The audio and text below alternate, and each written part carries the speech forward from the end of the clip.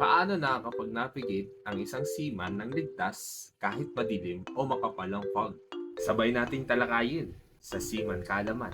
Ito ang tinatawag na radar or radio detection and ranging. Gumagamit ito ng radio waves para makakita ng object sa paligid. Nagpapadala ito ng signal at kapag tumama sa object, bumabalik. Doon nalalaman ng distansya, ang direksyon at ang galaw ng isang target.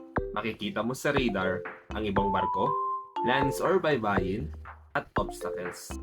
May features din itong ARPA or Automatic Radar Plotting Aid and CPA to CPA or ang tinatawag nating closest point of approach and time to closest point of approach.